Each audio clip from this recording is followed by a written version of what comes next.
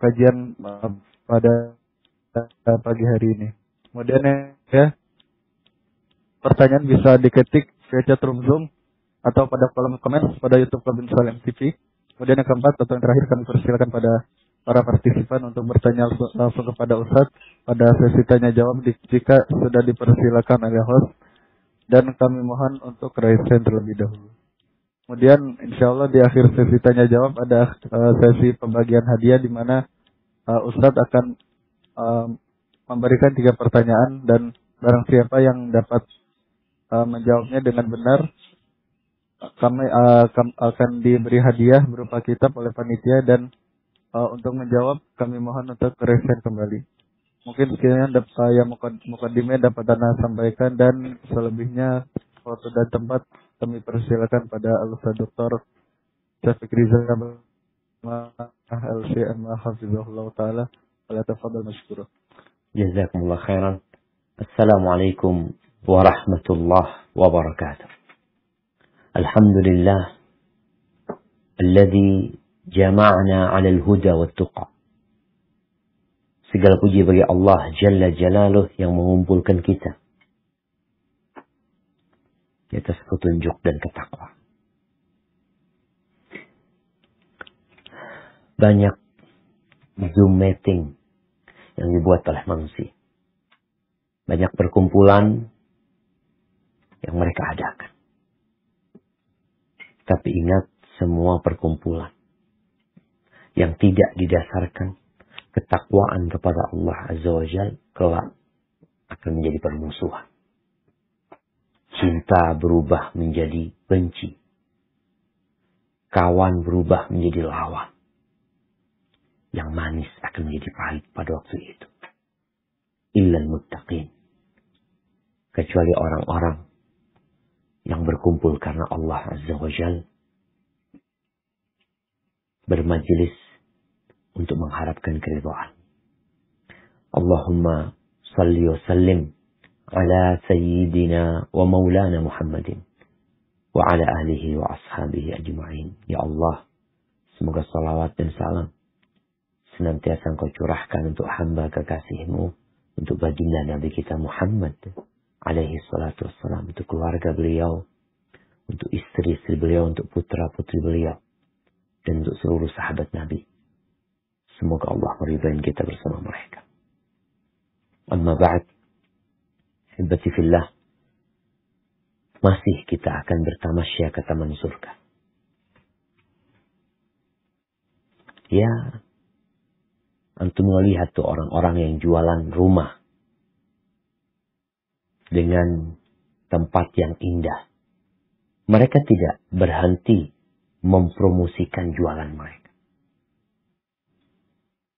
Terkadang di jalan-jalan kita melihat ya promo tentang rumah dengan luas sekian, dengan akses tol yang mudah, kemudian dengan akses ke mall yang mudah, bentuk bangunan yang indah, fasilitas yang mewah, terus. Nanti ada lagi promo bukan rumah. Rumahnya udah. Promo perabotan rumah. Yang mau kulkas, yang mau AC-nya, mau kursinya, mau karpetnya, mau permadaninya, berbagai macam dipromosikan. Dan Allah Azza wa Jalla menjelaskan beberapa detail tentang isi rumah-rumah di surga. Terus mereka yang di surga tuh ngapain aja sebenarnya? Karena biasanya ada promo liburan.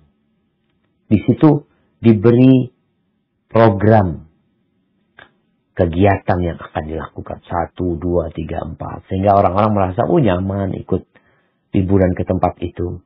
Ya, namun semuanya itu akan berakhir. Kecuali yang di surga. Nggak ada akhirat. Ahibati fillah. Di antara detail yang Allah sebutkan tentang isi rumah di surga.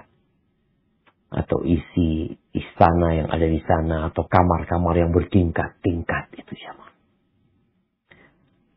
Allah Azza wa Jalla berfirman di surat Ar-Rahman ayat 54. Menjelaskan tentang permadani.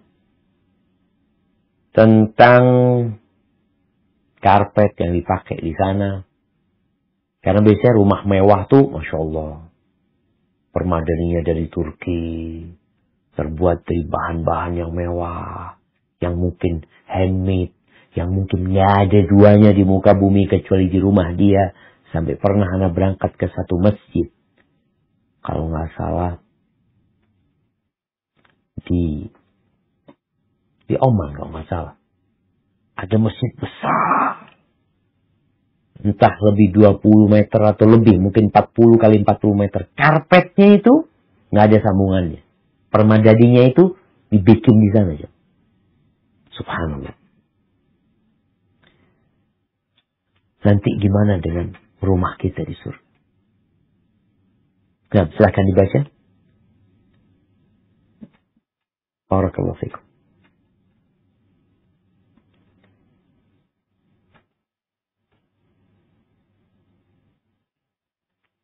A'udzu billahi minasyaitonir rajim. متكئين على فرش بطائنها من استبرق وجنى الجنتين دان. Mereka bersandar di atas permadani yang bagian dalamnya dari sutra tebal. Dan buah-buahan di kedua surga itu dapat dipetik dari dekat. Barakallahu fikum. Tuh. Jadi, nanti kita ngeliat penduduk surga itu kadang-kala duduk di bawah, ya. Dihamparkan karpet, permadani, bukan permadani biasa jemaah, yang kasar kadang-kala. Ini dalamnya itu dari sutra yang tebal, sutra. Ya, sampai saat ini si Ana belum pernah memegang kain sutra, karena memang terlalu mahal untuk dibuat permadani.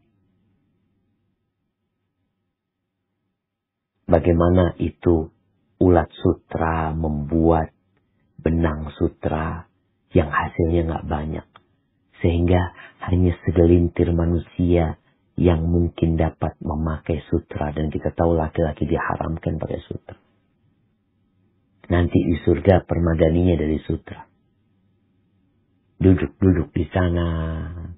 Ngobrol sama anak-anaknya. Ngobrol sama tamu-tamunya. Menikmati hidangan, buah diletakkan di sana. Mungkin buahnya datang sebagaimana udah kita bicarakan tentang hal itu. Tinggal petik semau mereka. Ini bicara permadani yang ada di surga. Kemudian di surat Ar-Rahman juga. Ayat 76. Allah Azza wa Jalla menceritakan jenis lain dari permadani surga. Nah, tafadhal.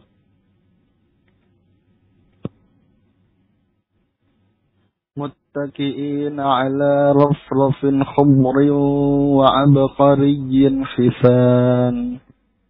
Mereka bersandar pada bantal-bantal yang hijau dan permadani yang indah. Masya Allah. Jadi kita ngelihat biasanya orang kalau duduk di permadani itu ada bantal-bantal tempat dia bersandar, ya. Allah sebutkan di sini. Biasanya emak-emak nih, kalau dia mau menghiasi rumahnya, dia cari bantal yang bagus-bagus. Ada yang kecil, ada yang besar. Kemudian sarung bantalnya juga dipilihkan yang bagus. Yang kalau bisa orang datang itu mengenang selalu tuh bantal tempat dia bersandar. Dan Allah berikan itu di rumah-rumah nanti di surga. Sesuatu yang indah, yang sangat spesial. Dan Allah sebutkan, salah satu warnanya hijau. Ya, warna hijau ini. Kalau sekarang dunia sedang go green, kata mereka. Warna yang menjadi pakaian penghuni surga. Menjadi tempat mereka bertelekan di atas bantal-bantal berwarna hijau. Hebatifillah. Allah sebutkan juga tentang bagaimana penataan bantal-bantal tersebut. Di atas permadani-permadani itu. Karena biasanya ada orang, ya rumahnya yang dikasih permadani itu ya nggak banyak. Itu hanya beberapa tempat, ya. Tapi ada permadani yang sangat banyak yang disusun rapi. Sehingga kalau engkau mau ya dikunjungin sama kawan-kawan, mereka bisa memilih tempat yang sukai. Di surat Al-Ghashiyah yang sering kita dengarkan imam sholat Jumat membacakan. Tapi kadang-kala kita nggak sadar kalau ternyata Allah Azza wa Jalla sedang menceritakan tentang keindahan surga, tentang perabotan yang ada dalam surga. Nah, di ayat 15-16 silakan dibaca. Wa namariqu maffufah wa zarabiyyu mabsusah. Dan bantal-bantal sandaran yang tersusun dan permadani-permadani yang terhampar. Masya Allah. Jadi benar-benar mereka menikmati duduk di bawah. Kita bicara mereka duduk di bawah. Tapi nggak semuanya duduk di bawah. Kalau di dunia, sebagian orang diundang untuk duduk di permadani umpamanya. Dia mengatakan, ya Allah Ustaz, afwan Ustaz, karena lututnya nggak bisa duduk di bawah Ustaz. Ana perlu kursi. Ya, itu di dunia. Tapi di surga nggak ada penyakit, nggak ada kesedihan, nggak ada kelelahan buat engkau, yang ada bersenang-senang di sana. Maka mereka duduk di bawah. Tapi bosan duduk di bawah, Allah sediakan dipan-dipan, sofa-sofa yang indah buat mereka. Ya, dipan-dipannya raja-raja. Yang mereka, kalau kita lihat, raja biasanya memiliki singgasana yang indah ya. Allah berikan itu. Di dunia kalau engkau pakai dipan yang seperti singgasana raja, engkau diketawain, engkau siapa. Tapi nanti di surga Allah sediakan hal itu. Jadi semacam singgasana disebutkan dipan-dipan ini yang ada kubahnya, yang ada tirainya. Kemudian mereka duduk bertelekan di sana penuh dengan hiasan. Allah sebutkan hal itu di surat Al-Mutaffifin ayat 22-23. Naam. Innal abrara lafi na'im 'alal arwa'iki yanzurun. Sesungguhnya orang-orang yang berbakti benar-benar berada dalam surga yang penuh kenikmatan. Mereka duduk di atas dipan-dipan melepas pandangan. Masya Allah.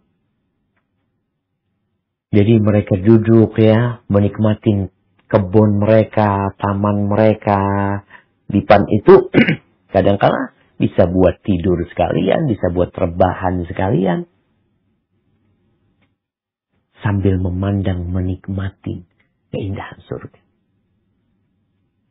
Ya, kalau bicara makan, minum udah jangan ditanya. Dan yang lebih indah lagi, mereka berada di atas dipan-dipan itu bersama istri-istri mereka. Menikmati makanan, pandangan, dan bidadari surga. Allah sebutkan di surat Yasin ayat 55-56 tentang ya sibuknya penghuni surga. Jadi nggak ada cerita nganggur di surga itu. Karena biasanya orang kalau nganggur itu pikirannya kemana-mana. Tapi di surga yang ada sibuk menikmati hidangan, pemandangan, dan bidadari-bidadari surga. Nah, silahkan dibaca.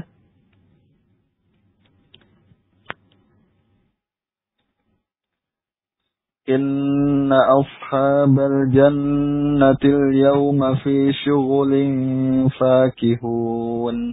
Hum wa azwajuhum fi dhilalin 'alal araiki muttaki'un. Sesungguhnya penghuni surga pada hari itu bersenang-senang dalam kesibukan mereka. Mereka dan pasangan-pasangannya berada dalam tempat yang teduh, bersandar di atas dipan-dipan. Masya Allah, barakallahu fiikum. Ya. Di situ ada dipan-dipan khusus buat mereka bersama keluarga mereka. Menikmati hidup di surga. Tapi ada juga ranjang-ranjang atau dipan-dipan ini yang digunakan untuk tamu-tamu yang datang. Untuk kawan-kawan mereka. Kadangkala ya di hari-hari tertentu mungkin orang mau datang ke rumahmu. Kau mau cerita sama mereka tentang masa lalu, tentang hal-hal yang indah. Disitulah Allah Azza wa Jalla sediakan dipan-dipan lain. Yang penuh dengan emas-emasnya.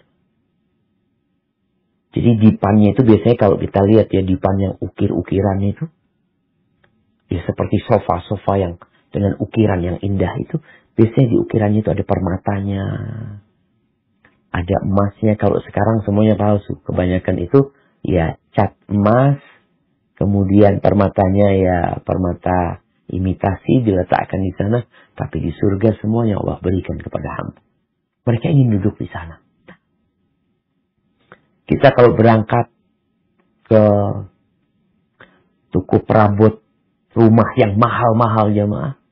Kadang-kadang kita melihat sesuatu yang indah, ya Allah, boleh duduk di sini, Pak. Kita izin tuh. Karena ngelihat ini barang mahal.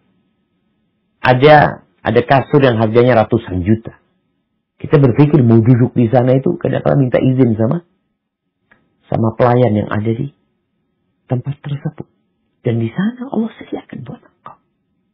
Kau bisa duduk menikmatin sambil selonjoran, sambil tiduran. Di surat Al-Waqi'ah, ayat 15-16, Allah menjelaskan hal ini. Fadhal. Ala sururin mawdunah, muttaki'ina 'alaiha mutaqabilin. Mereka berada di atas dipan-dipan yang bertahtakan emas dan permata. Mereka bersandar di atasnya berhadap-hadapan. Nah, jadi mereka ketika berbicara ngobrol itu berhadap-hadapan. Sambil menikmati hidangan. Dan kalau kita bicara buah tuh datang tuh. Dipetik dalam kondisi engkau tiduran di atas dipan tersebut. Tapi ada makanan lain. Yang engkau mungkin merindukannya. Mau ayam goreng, mau ayam bakar, mau ikan goreng, asam manis, mau ikan bakar mungkin pakai apa? Pakai kecap, Allah, apa aja ya mah. Makanya subhanallah ya. Anda melihat menu, kapan melihat menu ikan goreng? Ikan goreng dikasih ini, ikan goreng dikasih ini. Ternyata banyak menu itu. Dan di surga pun kalau engkau menginginkan hal itu, nanti akan ada pelayan-pelayan yang mengantarkannya kepada. Allah menceritakan tentang bagaimana pelayan-pelayan itu mengantarkan makanan, minuman dengan piring-piring yang terbuat dari emas. Dengan piring-piring yang terbuat dari perak. Gelas-gelasnya seperti itu. Cangkirnya seperti itu. Kau mau minum apa di sana? Keliling tuh jemaah. Allah sebutkan di surat Al-Waqi'ah juga. Setelah ayat yang tadi kita baca, di ayat 17 dan 18, silakan dibaca.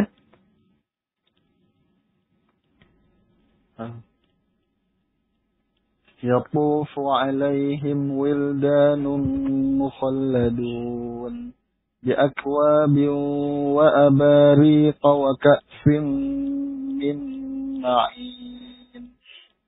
Mereka dikelilingi oleh anak-anak muda yang tetap muda dengan membawa gelas, cerek, dan seloki atau piala berisi minuman yang diambil dari air yang mengalir. Masya Allah.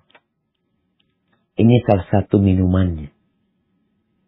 Ada berbagai macam Allah sebutkan minuman penghuni surga. Tapi yang jelas, gelasnya, pialanya. Ya kalau kita ngelihat sekarang tuh piala itu kan seperti gelas ya.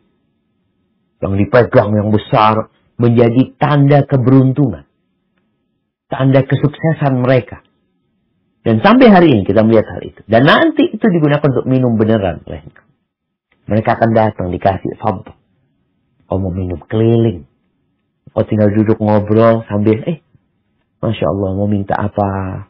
Tinggal pesan sama mereka dan langsung hadir. tanpa ada menunggu. Kalau antum ke restoran yang paling mewah pun, dikatakan maaf saya mau ini. Ya, siap. Tunggu berapa menit baru datang. Kadang-kala kalau rame, telat tuh datang minumannya. Tapi di surga, terus keliling mereka. Membawa itu. Apa yang diinginkan oleh dirimu, Allah udah tahu. Sehingga tinggal lewat, kau ambil. Habis, ambil lagi. Subhanallah. Di surat Az-Zukhruf, ayat 71, Allah menjelaskan tentang bahan dasarnya perabotan ini. Tapi gelas-gelas dan piring-piring itu dari apa sih? Nah, tafadhal dibaca.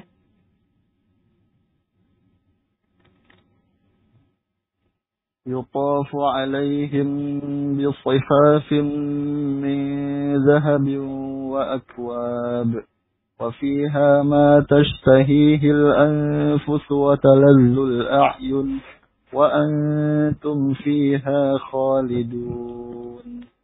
Kepada mereka diedarkan piring-piring dan gelas-gelas dari emas. Dan di dalam surga itu terdapat apa yang diingini oleh hati dan segala yang sedap dipandang mata. Dan kamu kekal di dalamnya. Masya Allah. Artinya bagaimana piring-piring dan gelas-gelas itu berisi apa yang antum inginkan. Terbuat dari apa? Emas. Di dunia kita nggak boleh. Seorang yang beriman diharamkan untuk makan, minum dengan piring atau gelas dari emas dan perak. Ujian buat engkau. Engkau ingin ya. Tapi diharamkan. Namun di surga, engkau akan menggunakan itu. Apa isi piring-piring tersebut? Apa isi gelas-gelas itu yang engkau inginkan? Dan lebih lagi dari itu, engkau akan kekal di sana. Nggak ada istilahnya kekenyangan. Nggak ada istilahnya, aduh anak udah kebanyakan minumnya. Nggak ada. Karena engkau minum terus menikmati, akan keluar dari keringat dengan aroma yang indah.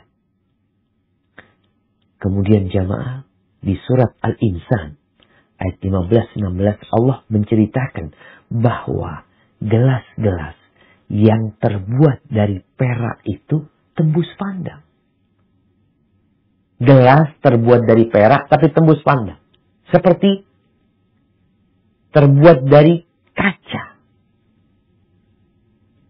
Entah di dunia apakah manusia bisa membuat gelas dari perak tapi tembus pandang. Anda rasa dulu. Tapi di surga Allah jadikan gelas itu terbuat dari perak tapi tembus pandang. Allah Azza wa Jalla berfirman di surat Al-Insan ayat 15-16.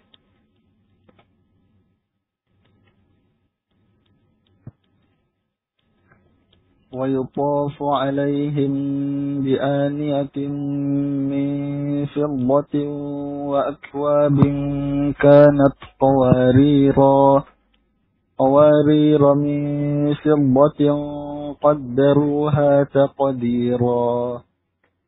Dan kepada mereka diedarkan bejana-bejana dari perak dan piala-piala yang bening laksana kristal. Kristal yang jernih terbuat dari perak. Mereka tentukan ukurannya yang sesuai dengan kehendak mereka. Allahu Akbar. Ini seperti kristal bening tapi dari perak. Sesuatu yang memang gak dalam bayangan manusia. Kalau kita minum dari gelas yang terbuat dari kristal biasa. Sama aja kristal sama beling biasa. Sama-sama bening. Tapi bagaimana ini tercipta dari perak dan dia ibarat kristal yang bening. Sehingga orang-orang tuh lagi duduk ngelihat ada yang warna merah, ada yang oranye, ada yang hijau, ada macam-macam. Dia tinggal pilih. Dan nanti sesuai dengan maunya mereka. Mau mereka mau minum dikit, jadi gelasnya kecil.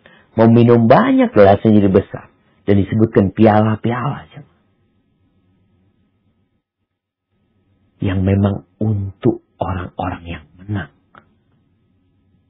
Untuk orang-orang yang telah berjuang. Ingat. وَمَا اللَّذَّةُ إِلَّا بَعْدَ التَّعْبِ. Kelezatan itu setelah kelelahan. Untuk melihat kalau ada tim bola yang menang. Kemudian mereka pegang tuh pialanya. Berebut ya, ada yang pegang ujungnya, ada yang taruh di kepalanya. Setelah bermain berapa lama mereka mendapatkan itu? Ya sekedar piala, nggak bisa diapa-apain. Tapi nanti di surga, dari piala itu kamu minum.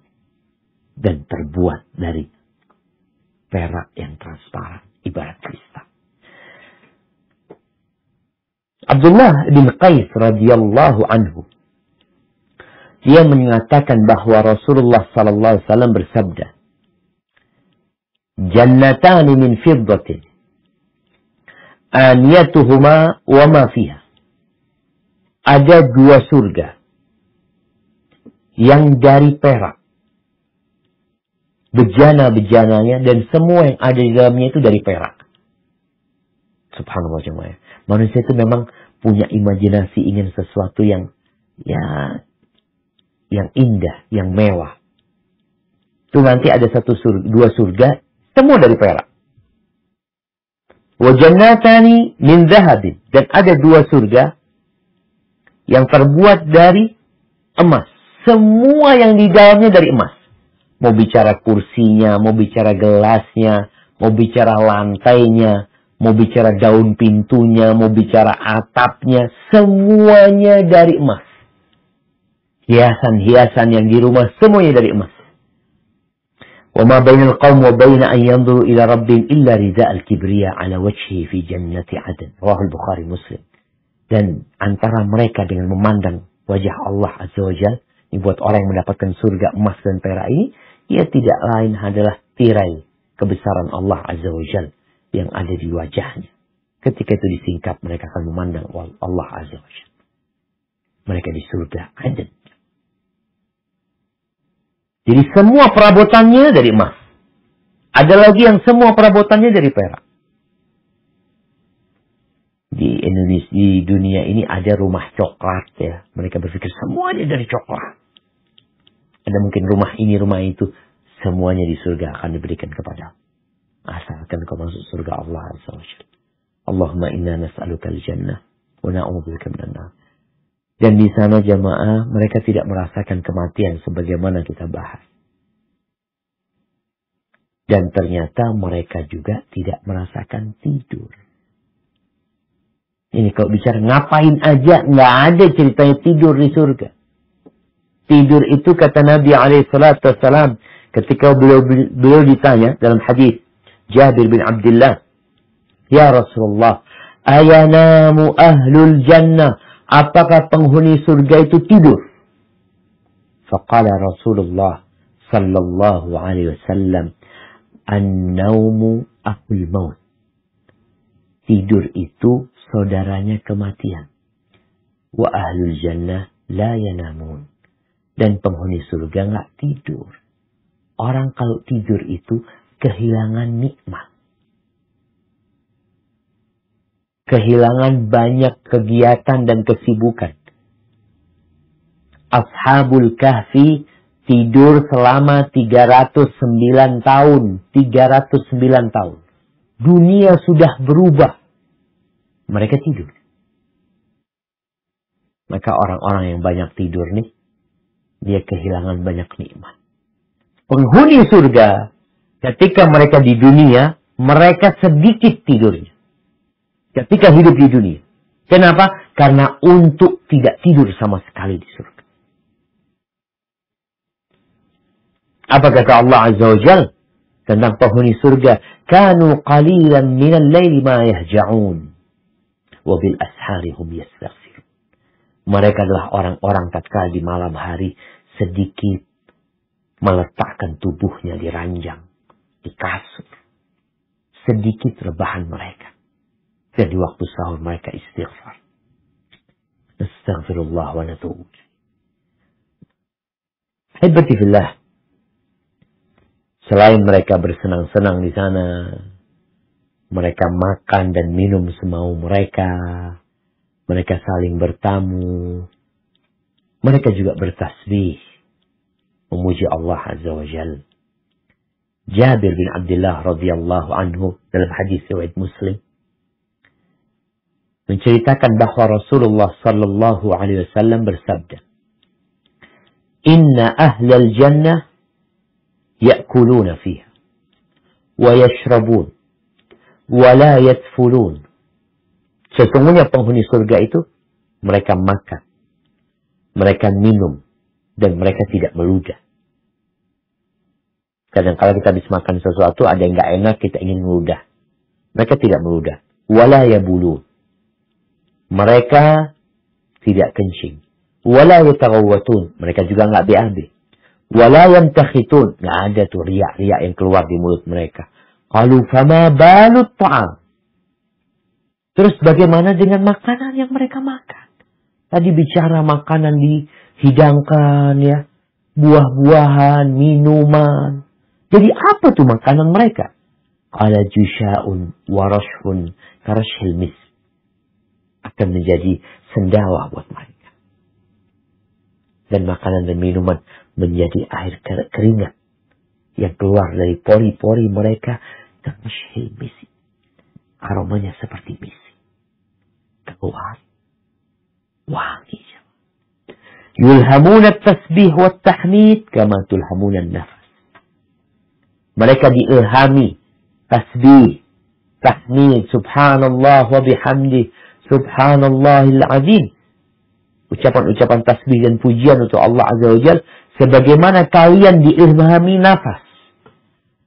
Kita bernafas nih, kita lihat bagaimana kita menghirup udara dengan hidung kita. Menghirup oksigen ini, kemudian membuangnya. Seperti itu tasbihnya penghuni surga. Artinya mereka melakukan itu seperti pernafasan mereka. Hadis riwayat Muslim. Ahibati fillah. Dan di surga itu ada yang ingin punya anak. Gimana ya? Iya. Mungkin ya orang-orang yang selama hidupnya di dunia, dia nggak dikasih anak oleh Allah Azza wa Jalla, maka di akhirat dia kepingin punya anak. Di dalam hadis yang diriwayatkan Imam Tirmidzi dan Ahmad, dan hadis ini sahih. Dari Abu Sa'id Al-Khudri radhiyallahu anhu qala Rasulullah sallallahu alaihi wasallam, Rasulullah sallallahu alaihi wasallam bersabda, "Al-mu'min idza ishtaha al-walad fil jannah." Seorang yang beriman kalau dia ingin anak, kan semua yang diinginkan dikasihkan di sana. Selama itu boleh. Apabila seorang yang beriman menginginkan anak di surga, kana hamluhu wa wad'uhu wa sinnuhu fi sa'atin kama yashtahi. Maka yang akan terjadi, hamilnya, lahirannya, umurnya langsung besar dalam sekejap. Dia hamil memang. Istri dia hamil. Hamil, lahiran, tahu-tahu anak itu udah gede. Sebagaimana yang dia inginkan. Orang kan ingin anak itu udah besar, udah kelihatan kalau dia ingin anak itu kecil ya, seperti yang dia inginkan. Sinhu, umurnya seperti yang diinginkan. Ingin umur 2 tahun, 3 tahun, kama yashtahi. Seperti yang diinginkan. Subhanallah. Jadi ini hiburan buat mereka yang tidak punya anak di dunia. Yang mungkin dia sudah berusaha. Kadangkala berbagai cara dilakukan. Namun pernah hamil, keguguran.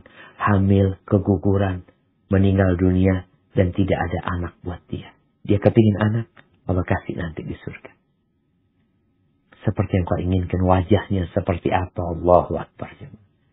Ada lagi di surga yang ingin bercocok tanam. Ya. Mungkin dia rindu. Waktu di dunia dia sibuk ya. Dia menanam padi. Atau dia menanam gandum. Atau dia tanam apa aja lah yang dia inginkan. Di dalam hadis yang diriwayatkan Imam Bukhari. Dari Abu Hurairah radhiyallahu anhu. Bahwa Nabi SAW sedang ngobrol sama para sahabatnya. Lalu di situ ada orang Badui. Nabi ngobrol sama sahabatnya menceritakan tentang surga. Beliau mengatakan, alaihi salatu wassalam, inna rajulan min ahli jannah ista'dhana rabbahu fi zara'. Ada satu orang di surga yang meminta izin kepada Rabb-nya untuk bercocok tanam. Faqala lahu alasta fima syi'ta. Lalu Allah berkata kepada dia, bukankah engkau semaumu hidup ini sekarang itu? Ada apa berpikir untuk bercocok tanam ya? Kalau bicara kepingin buah, datang tuh buah. Ada pada. Aku bebas mau makan apa, mau minum apa sekarang ini, buah apapun. Walakin uhibbu zarab. Tapi aku kok kepingin bercocok tanam. Ya sudah, foto. Dikasih bibit, dia ambil tuh bibit, dia taburkan. Ketika dia taburkan, subhanallah. Sekarang antum mungkin pernah ngelihat ya, satu bibit yang di kamera, di video, dari sejak dia biji, tahu-tahu dia tumbuh pelan-pelan ya selama kadangkala 40 hari atau 4 bulan sampai dia menjadi kuning. Yang terjadi ini ketika dia menebarkan, fabadara tarfuhu nabatahu, fabadara tarfu nabatahu, wastiwa'ahu, wastihsadahu. Fabadara tarfa nabatuhu, wastiwa'ahu, wastihsadahu. Ketika dia memandang, dia lemparkan, tahu-tahu itu tumbuh, kemudian dia menjadi matang dan langsung bisa dipanen.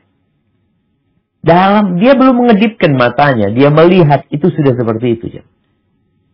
Mungkin sekarang kita bisa gambarin dengan video yang menggambarkan biji, dari biji kemudian dia sampai panen. Itu dalam sekejap mata. Fakana amsal al-jibal. Tahu-tahu pertanian dia itu seperti gunung-gunung jemaah. Besarnya pohon-pohon itu jemaah. فيقول الله تعالى دونك يا ابن آدم فإنه لا يشبئك شيء. Kau lihat tuh, engkau tidak akan pernah kenyang dengan sesuatu gitu. Sudah engkau nikmatin apa yang kau ingin. Lalu ada orang Badui yang mengatakan yang tadi hadir di situ, wallahi la tajiduhu illa Qurasyian atau Ansariyan. Kayaknya orang itu mungkin dari kalangan Quraisy atau dari kalangan Ansar. Innahum ashabuz zara. Mereka tuh suka bercocok tanam, suka bertani. Wa amma nahnu falasna ashabiz zara. Tapi kita bukan termasuk orang-orang yang suka bercocok tanam, kata orang Badui itu. Fadhahika Rasulullah SAW. Akhirnya Rasulullah SAW tertawa mendengar komentar dari orang Badui. Artinya dia benar-benar menyimak cerita Nabi SAW. Jadi nanti di surga kalau antum ingin bercocok tanam, mungkin ada yang suka mancing, kepingin mancing ya, kepingin ngerasakan apa sensasinya, ditarik sama ikan besar ya. Semua yang diinginkan. Fiha ma tashtahil anfus. Yang ingin berburu. Bagaimana Nabi SAW menceritakan tentang di surga itu ada burung besar. Yang enak sekali. Jadi orang itu ngelihat burung itu, Allah kepingin dia. Burung itu jatuh. Sesuai dengan menu yang dia inginkan. Bayangkan. Orang kan kadang-kadang kepingin bakar, kepingin rasa ini, rasa itu. Jatuh itu burung dalam kondisi seperti menu yang diinginkan oleh orang tersebut.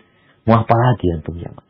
Kalau sekarang di dunia, antum kalau ingin melihat, anak kepingin makan ini. Tunggu dulu ya. Ada restoran ayam lari. Mungkin ayamnya masih dilepas, ditangkap dulu, dipotong dulu, kemudian dibersihkan dulu. Ini di surga sesuai dengan yang kau ingin. Kemudian ternyata di surga itu ada pasar, jemaah. Allahu Akbar. Kenapa?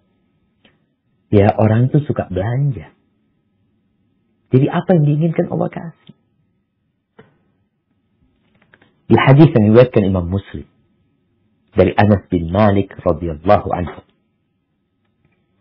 anna Rasulullah sallallahu alaihi wasallam qaal, bahwa Rasulullah sallallahu alaihi wasallam bersabda, inna fil jannati lasuqan ya'tunaha kulla jumu'ah.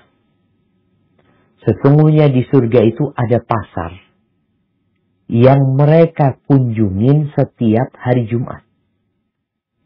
Maksudnya hari Jumat ini Bukan hari Jumat seperti di dunia. Karena di surga itu nggak ada matahari. Nggak ada malam, nggak ada siang. Tapi waktunya ya setara dengan satu Jumat. Seperti yang terjadi di dunia. Bicara pasar jemaah. Ini pasar offline ya. Karena ada pasar online yang kita lihat sekarang di dunia ini. Ana baru baca berita. Beberapa tahun ke depan. Ini prediksi dari para ekonom ya. Mereka mengatakan ini orang-orang yang sekarang jualannya online. Kemungkinan 10 tahun ke depan mereka bangkrut. Karena orang sudah capek jual beli online. Atau beli online. Dia ingin datang ke pasar. Dia ingin lihat tuh barang. Dia mau pegang-pegang. Selama ini kan kita cuma lihat gambar apa. Bisa jadi nanti akan terjadi perubahan 10 tahun ke depan ini. Wallahu alam berapa tahun lah. Tapi orang akan bosan. Dia ingin datang ke pasar. Dia ingin melihat kalau dia mau beli baju. Dia ingin pegang tuh bajunya. Dia ingin lihat bahannya. Dia perabotan rumah tangga. Dia ingin coba duduk. Bukan hanya dengan melihat di gambar. Itu mungkin saja. Dan di surga nanti, Allah jadikan pasar. Allahu Akbar. Yang namanya pasar sesuatu ada. Di sana. Fatahubbu rihus syama. Kemudian nanti akan ada angin utara yang berhembus. Fatahtu fi wujuhim wa siyabihim. Yang angin itu menghembuskan angin di wajah mereka, di pakaian mereka. Fayazdaduna husnan wa jamalan. Mereka akhirnya bertambah indah, bertambah tampan. Fayarji'una ila ahlihim wa qad izdadu husnan wa jamalan. Mereka balik ke keluarganya dalam kondisi lebih indah, lebih tampan lagi. Fayaqulu lahum ahluhum. Keluarga mereka mengatakan, wallahi, engkau tambah tampan sekarang. Laqad izzattum ba'dana husnan wa jamalan. Kalian kok tambah. Fayaqulun wa antum wallahi. Dan kalian yang di rumah pun tambah cantik, tambah indah. Hadis yang diriwayatkan Imam Muslim. Ada hadis yang diriwayatkan Imam Tirmidzi dari Sa'id ibn al-Musayyib bahwa dia berjumpa dengan Abu Hurairah radhiyallahu anhu. Lalu Abu Hurairah mengatakan kepada Sa'id, "As'alullah ay yajma'a baini wa bainaka fi suqil jannah." Aku berharap memohon kepada Allah agar Allah mengumpulkan antara aku dengan engkau di pasar surga. Di pasar surga. InsyaAllah dari penjelasan hadis Abu Hurairah ini, memang diperselisihkan kesahihan hadisnya, tapi sebagian ulama mensahihkan hadis ini. Tentang hikmah dari adanya pasar di surga. Lalu Sa'id mengatakan, Afiha suq, apakah ada pasar di surga? Qala na'am. Iya. Akhbarani Rasulullah sallallahu alaihi wasallam. Nabi memberikan informasi kepadaku tentang adanya pasar di surga. Anna ahlal jannah idza dakhaluha nazalu fiha bifadli a'malihim. Penghuni surga ketika masuk ke pasar itu, mereka akan singgah sesuai dengan amal-amal mereka ketika di dunia. Summa nazalu fiha, ini ketika mereka masuk surga, sesuai dengan amalan-amalan mereka yang Allah karuniakan kepada mereka balasan atas kerjaan mereka. Summa yu'danu lahum fi miqdari yaumil jumu'ah min ayyamid dunya.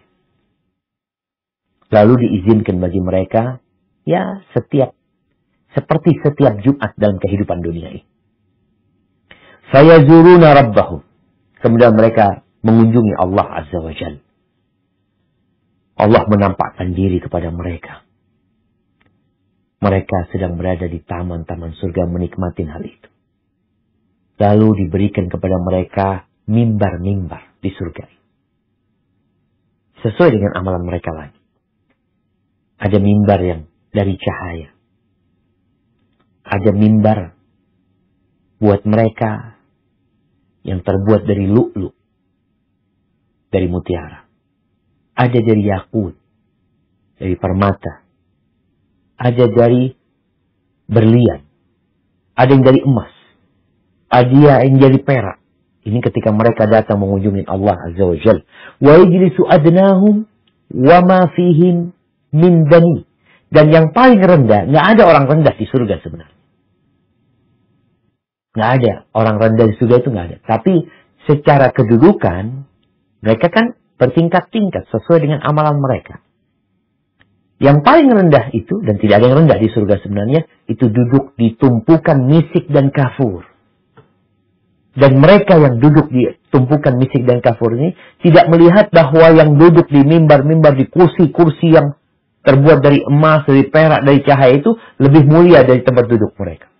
Enggak, mereka semua merasa paling bahagia pada waktu itu. Banyak sisukan. Lalu setelah itu kita diizinkan untuk datang ke pasar. Qad haffat bihil malaika. Ya, malaikat sudah menyambut, ya, mengelilingi itu pasar. Malam tanduril uyun ila mithli. Walam tasma'il adhan. Walam yakhtur alal qulub. Yang ada di pasar itu, ini mereka udah hidup di surga. Udah dikasih kenikmatan yang begitu indahnya. Dikasih kenikmatan yang berbeda. Yang belum pernah mereka dengar lagi. Yang belum pernah mereka lihat. Yang belum pernah terbetik di hati mereka. Fayuhmal lana mashtahina. Kemudian dibawa, engkau mau apa dari pasar itu? Nggak ada jual beli dalam artian, laisa yuba fiha wala yushta, engkau tinggal ngambil. Ya gimana ya kalau di pasar di dunia ini ada mall baru buka dikatakan gratis. Boleh ngambil semau kita. Kira-kira apa yang akan terjadi dengan mall tersebut? Ya, akan terjadi kerumunan. Dan kalau ada yang ngambil kulkasnya diambil satu, habis yang lainnya nggak dapat. Itulah penyebab terjadinya kerumunan. Karena yang diberikan itu terbatas. Ada handphone, hanya 10 handphone yang gratis. Maka orang berebut yang 10. Tapi di surga nggak ada rebutan. Karena setiap mereka ngambil sesuatu akan tumbuh di tempat itu hal yang baru. Di situ di pasar itu, wa fi dzalika suq yalqa ahlul jannah ba'dhum ba'd.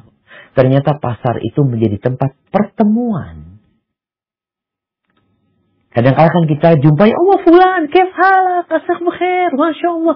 Lama gak jumpa engkau, gimana kabarmu? Nanti ketemu sama fulan. Jadi surga itu menjadi tempat perjumpaan. Karena terkadang orang ini kalau sudah bersenang-senang sama keluarganya, lupa sama kawan-kawannya. Maka diadakan tuh pasar. Agar mereka merasakan kebahagiaan. Karena kebahagiaan berjumpa sama kawan. Berbeda dengan kebahagiaan berjumpa sama keluarga.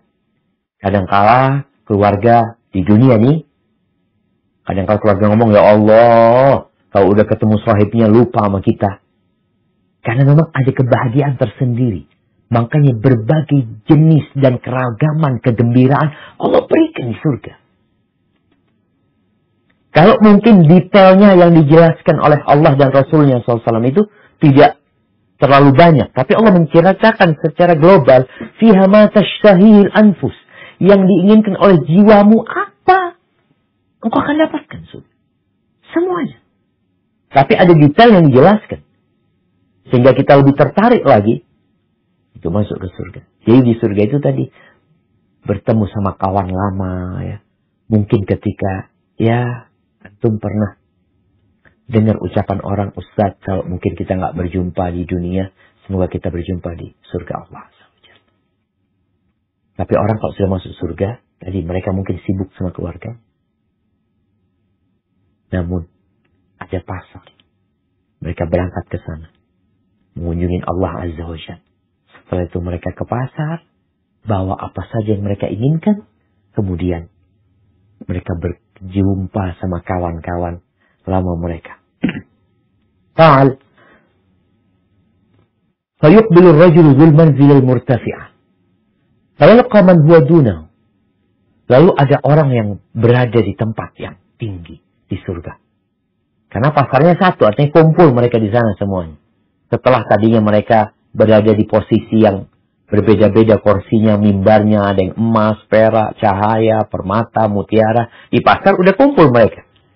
Yang tinggi, yang rendah kumpul. Dan ingat, nggak ada yang rendah di surga sebenarnya. Tapi hanya ingin menjelaskan bahwasanya derajatnya itu berbeda. Ada orang yang rendah ini ketemu sama orang, sama kawan dia mungkin, yang bajunya itu bagus sekali. Bagus sekali. Sama yang di akhir haji, akhirnya dia ngobrol tuh sama ini orang yang dia kan kadang-kadang kita tertarik ketemu sama kawan kita, oh bajunya bagus banget ya, atau dia pegang handphone, atau dia pakai jam atau cincin yang indah, ada ketertarikan jadi kita. Subhanallah, ini belum selesai ngobrol sama tuh orang, tahu-tahu baju yang dia pakai lebih bagus daripada yang dipakai orang itu. Kenapa? Karena di surga nggak boleh ada yang bersedih. Soalnya kalau orang melihat orang lain, ya Allah bagus banget ya, kok aku nggak punya kayak gitu, biasanya akan sedih. Makanya nggak ada kesedihan di surga. Setelah itu balik nih, setelah tadi jumpa sama kawan-kawannya, kemudian mereka balik ke rumahnya, mereka disambut oleh istri-istri mereka sambil mengatakan marhaban wa ahlan, kau tambah tampan, tambah indah. Subhanallah. Itulah jamaah beberapa kegiatan penghuni surga di mana mereka sibuk dengan aktivitas yang semuanya indah. Semoga Allah Azza wa Jalla memasukkan kita ke surga Allah Azza wa Jalla. Dan kita ini di Zoom. Anda mungkin nggak tahu sama fulan yang sedang menonton. Ya, suatu saat semoga kita berjumpa di surga, paling tidak di pasar surga nanti. Ada wallahu a'lam bishawab. Mungkin kita masuk ke sesi tanya jawab. Barakallahu fikum. Nah.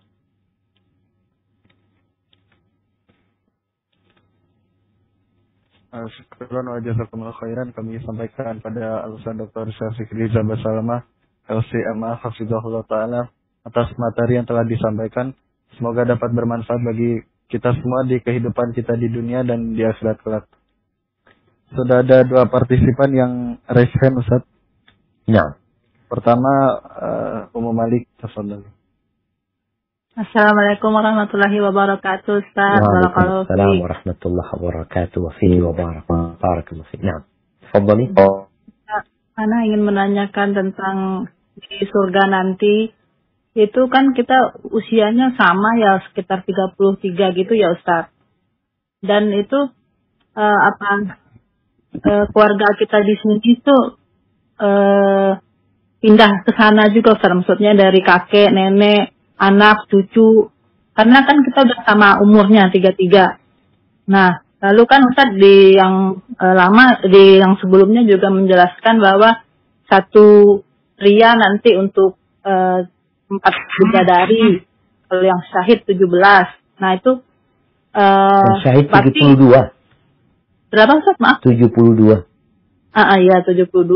Nah, itu berarti kan udah punya kehidupan masing-masing ya, Ustaz ya? No. Tadi kan Ustaz bilang nanti kita sibuk dengan keluarga kita, keluarga yang mana, sementara kan kita udah sibuk dengan diri dan bidadari itu. Nah, lalu tadi Ustaz juga menyampaikan di kalamullah tadi yang kita bisa, apa yang diinginkan oleh hati, bisa kita minta sama Allah. No. Nah, kalau yang kita inginkan di hati itu misalnya anak, bisa nggak? Terus yang kedua yang kita inginkan di hati itu misalnya kita ingin suami yang sendiri buat kita, yang tidak berbagi dengan wanita 17 bidadari atau 72 bidadari, itu bisa juga nggak, Ustaz? Nah. Walaupun dibilang, oh wanita itu berbeda, tapi kalau hati kita menginginkan itu bisa nggak? Nah, barakallahu fikum. Hebat fillah. Nah, iya. Kalau bicara apa yang diinginkan, tadi kita bicarakan yang diinginkan oleh setiap orang yang masuk surga itu. Selama yang diinginkan boleh akan diberikan kepada dia. Kalau bicara hak orang lain, disinilah. Ketika dia punya hak dan orang lain punya hak. Maka hak siapa yang akan diberikan kepada dia. Punya anak bisa tadi kita sebutkan. Karena ini tidak ada hak sama orang lain. Ketika seorang wanita menginginkan suaminya untuk dia saja, berarti dia menghalangi suaminya untuk menikmati surga. Sedangkan di dunia perempuan ini, Ummu Malik nih, apakah mau kumpul sama istrinya terus 24 jam? Capek dia. Kalau kita bicara secara fitrah manusia di muka bumi ini. Dia ingin suaminya berangkat kerja, dia ingin suaminya, sanalah kerja, ngapain di sini terus gitu loh. Engkau punya kehidupan juga gitu loh. Sehingga di surga itu, keinginan-keinginan yang tidak berkaitan dengan hak orang lain.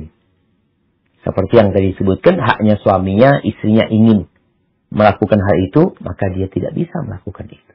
Tapi apa yang diinginkan oleh perempuan ini akan diberikan selama tadi diperbolehkan dalam pandangan agama kita. Ada wallahu a'lam bishawab. Kalau bicara tadi berjumpa sama keluarga, ada keinginan itu. Artinya orang sesibuk apapun, ingat sama orang tuanya, ingat sama anaknya, orang tua ingat sama anaknya. Ada kebahagiaan di sana. Semua macam kebahagiaan akan diberikan ke sana. Tadi kita sudah sampaikan, bicara yang mau bercocok tanam, mau apa aja, Allah akan berikan kepada dia selama tidak berkaitan dengan hak orang lain. Mamanya seorang laki-laki masuk surga, aku kepingin sama istrinya fulan. Nggak ada. Dia ingin mamanya ketika di dunia dia nggak sempat cinta dia tersampaikan. Karena fulanah menikah. Dan dia berharap nanti di surga fulanah jadi milik dia. Nggak bisa yang seperti itu. Jadi apa yang diinginkan? Ikut aturan. Dan insya Allah sekali lagi nggak ada kesedihan.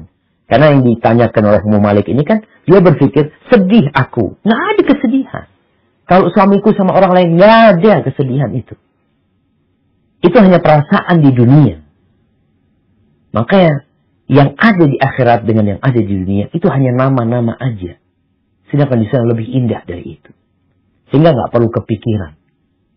Dengan yang apa yang akan terjadi di surga, dengan perasaan cemburu yang ada di dunia ini. Karena kalau ada perasaan cemburu, tadi apabila seorang wanita umpamanya melihat suaminya berangkat sama laki-laki, suaminya berangkat sama bidadari lain, dia bersedih, ya berarti bukan surga itu namanya. Hadza wallahu a'lam bishawab. Ahwan Ustaz, kalau pakaian gimana Ustaz? Pakaian nanti kita bahas ya. Kita belum bahas tentang pakaian penghuni surga. Insya Allah ada materi selanjutnya tentang pakaian dan perhiasan penghuni surga insya Allah. Ustaz, jazakallahu khairan. Wa iyyakum insyaallah. Kemudian Al-Ukht Yuliza Bekasi, tafadhol. Assalamualaikum warahmatullahi wabarakatuh, Ustaz. Barakallahu fiik. Waalaikumsalam warahmatullahi wabarakatuh. Wa fiki wa barak. Tafadhol. Ini ya kembali nih Ustaz ke anak nih. Menyimak tentang surga. Dia kan senang tuh Ustaz kalau main tentang neraka, ciri-cirinya kan sekarang tentang surga. Di sini dijelaskan katanya hanya ada buah-buahan dan makanan. Dia tanya, benar nggak sih ada mainan? Apa mainan yang aku pinta itu bisa ada gitu. Misalnya beli mobil-mobilan yang diinginkan, di sini tidak dapat, di sana kita bisa dapat. Seperti itu Ustaz.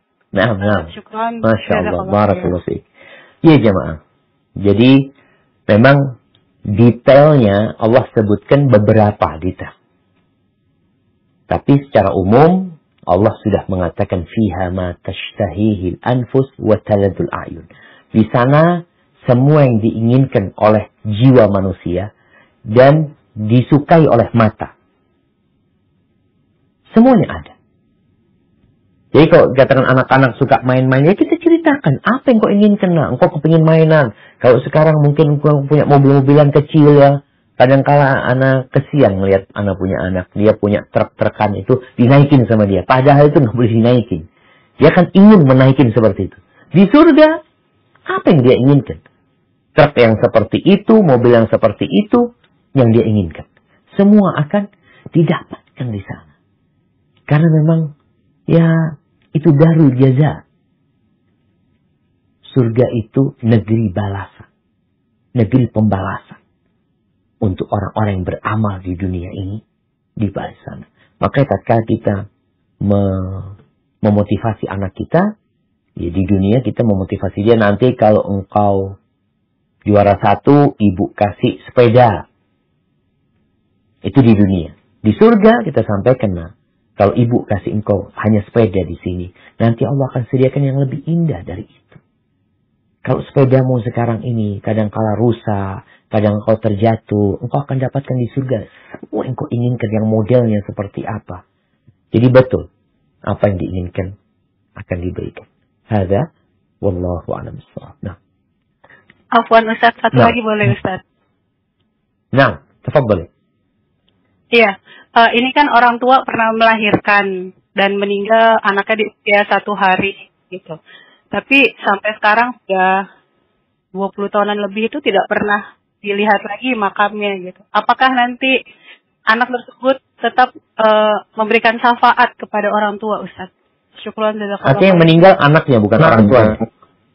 Anak orang tua. Nah, tapi tidak pernah dilihat lagi makamnya sampai sekarang, Ustaz, mungkin sudah hilang gitu. Masya Allah. Nah, barakallahu fikum. Haibati fillah. Jadi memang bicara makam ini perlu dijaga. Agar tidak dihinakan. Kenapa makam itu ada gundukannya, ada batu nisannya, ada batu sebagai pertanda agar terawat makam tersebut. Tapi memang dengan berjalannya waktu kadangkala makam itu diisi oleh jenazah lain. Kalau kita lihat di kuburan umum, setelah berapa tahun, biasanya kalau memang sudah tulang belulangnya udah habis, ditindih dengan makam yang lainnya. Seperti itu. Bagaimana dengan orang tua yang tidak pernah mengunjungi bayi dia sebenarnya meninggal dunia? Secara umum, ziarah kubur itu disyariatkan. Bukan hanya kuburan kerabat. Rasul SAW mengatakan, ala fazuruha fa innaha tudzakirul akhirah. Ziarah kuburan. Karena itu mengingatkan akhirat. Sehingga nggak ada masalah. Artinya orang tua tadi yang mungkin tidak pernah membesuk kuburan, menziarahi kuburan anaknya, tapi dia tetap melaksanakan sunnah Nabi SAW dengan berziarah kubur. Karena kadang-kala bicara kuburan keluarga, kadang-kala ada di Jakarta umpamanya, dia tinggal di Sumatera, atau di Sumatera dia tinggal di Jakarta, sehingga udah nggak ketahuan, tapi tetap dia melaksanakan ziarah kubur, walaupun kuburan orang yang ada di sekitar dia, karena itu mengingatkan kepada akhirat. Adapun anak itu, tetap anak itu insya Allah akan menunggu orang tuanya di pintu surga. Sebelum dia masuk surga, dia akan menanti di sana. Tatkala dikatakan kepada mereka, malahum munhabitun, kenapa mereka kok nggak masuk surga? Kok maksa nungguin di pintu surga? Orang pada masuk surga.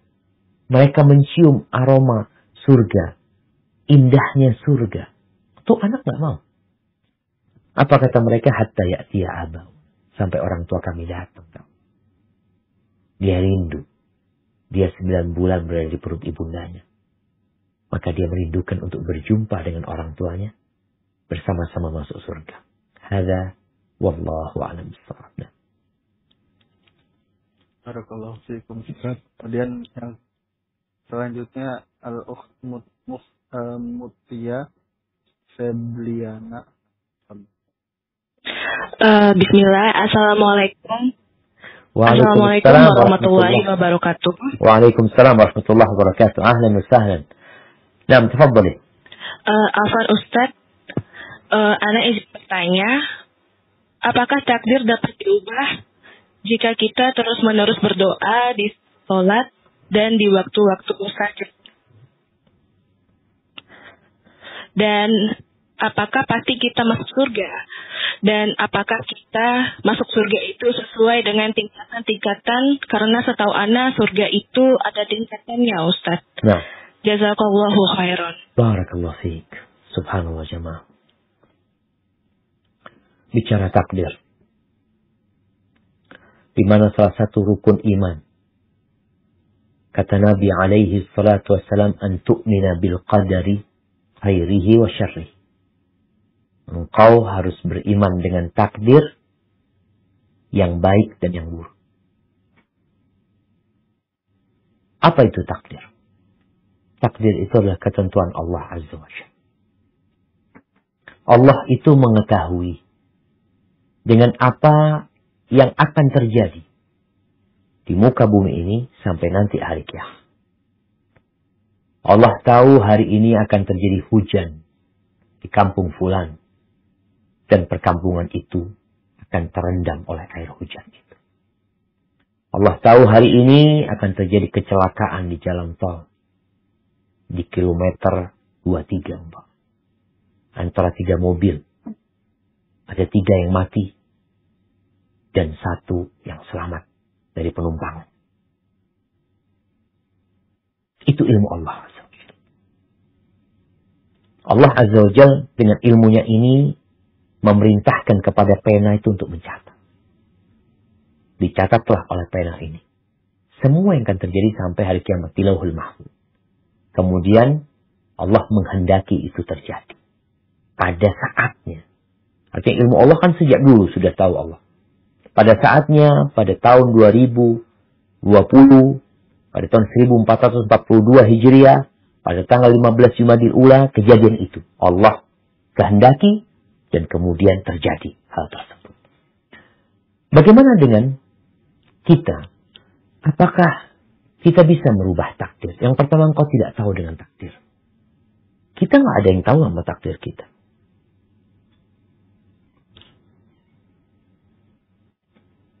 Anak-anak ketika ditanya nanti kalau besar mau jadi apa? Mau jadi dokter.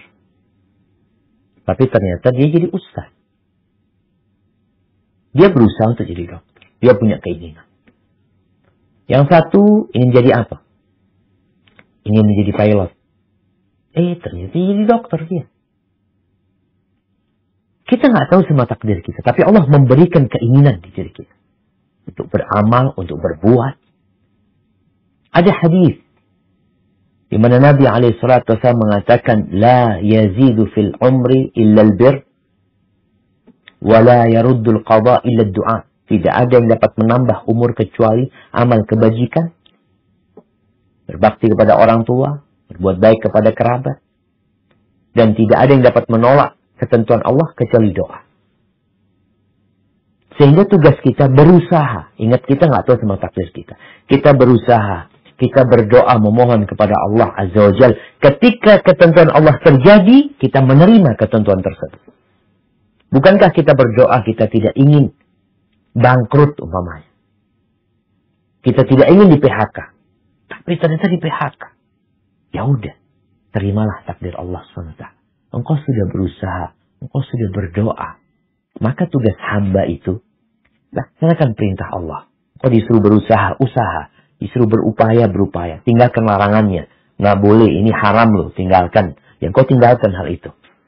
Terus, bersabar ketika takdir Allah menimpamu.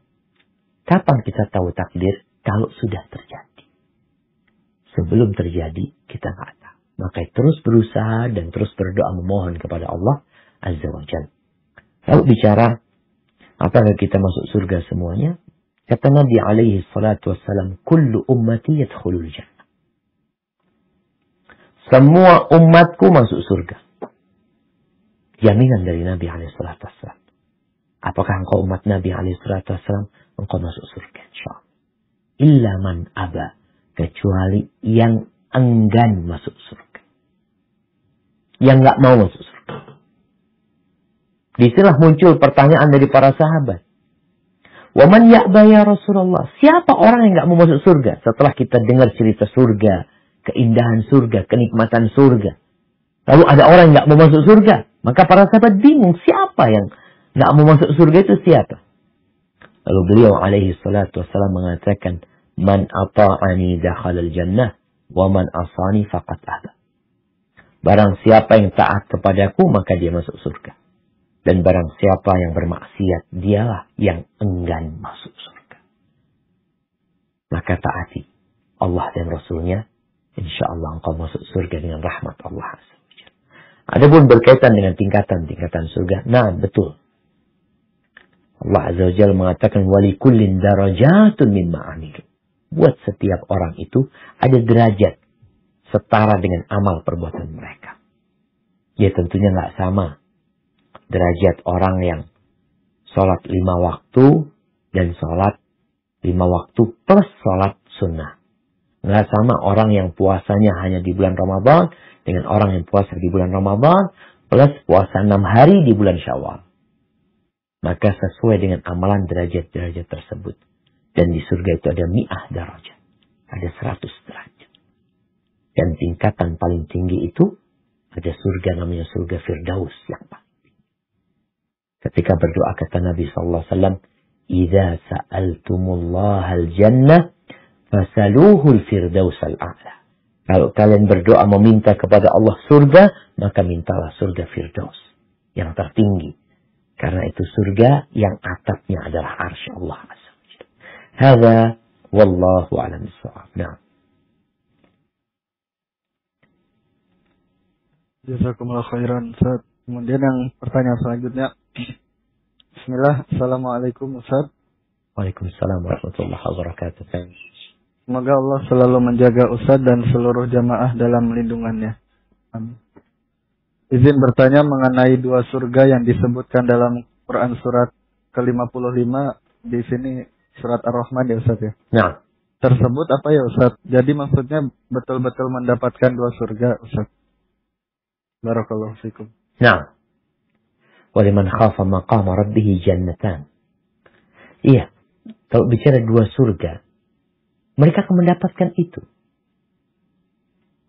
Tadi juga kita bacakan hadis Nabi SAW bahwasanya ada dua surga dari perak, ada dua surga dari emas. Artinya Allah ingin memberikan sebuah keindahan yang mungkin nggak kebayang sama tuh manusia. Nggak kebayang dia. Jadi semuanya emas. Dan pohon-pohonnya pun mungkin dari emas. Semuanya dari emas. Yang satu lagi dari perak semuanya. Sehingga Allah akan berikan kepada mereka dua surga tadi. Dan Allah Azza wa Jalla menyebutkan tentang model surganya. Seperti apa. Bagaimana airnya di situ. Karena memang tingkatan manusia itu berbeda-beda. Jadi kalau kita membaca di surat Al-Waqi'ah juga ya. Tentang bagaimana manusia itu ada dua golongan, ada tiga golongan di surat Ar-Rahman atau Waqi'ah. Ada tiga golongan yang berkaitan dengan Ashabul Yamin, ada Al-Muqarrabin, ada Ashabul Shimal. Yang Ashabul Shimal, mereka di neraka. Dan neraka itu pun bertingkat-tingkat, bermacam-macam. Adapun orang-orang yang dikasih Allah dua surga tadi dengan keindahan yang berbeda, dengan model yang berbeda, dengan kenikmatan yang berbeda. Sehingga hal itu menjadikan orang yang berada di sana tidak pernah merasakan kejenuhan. Tidak pernah merasakan kebosanan. Pindah dari surga yang ini. Pindah ke sana. Itu surga yang Allah sediakan buat orang-orang yang beriman. Dan tentunya kembali sesuai dengan kadar keimanan mereka dan ketakwaan mereka selama hidup di dunia. Hadza wallahu a'lam bissawab. Nah. Syukran jazakumullah khairan Ustaz. Kemudian selanjutnya, Assalamualaikum Ustaz. Waalaikumsalam warahmatullahi wabarakatuh. Nah. Hati ini merasa rendah diri dan menangis, takut apakah kelak masuk surga atau tidak. Kelak mengingat amalan ibadah yang kita lakukan belum tentu diterima.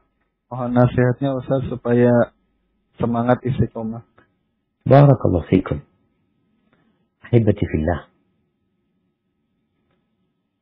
Kalau kita memandang kepada amal perbuatan kita, maka nggak cukup untuk masuk surga. Nggak cukup. Walaupun antum meletakkan kening antum ratusan tahun, nggak cukup untuk masuk surga. Makanya masuk surga itu dengan rahmat Allah Azza wa Jalla. Amalan ini hanya sebab.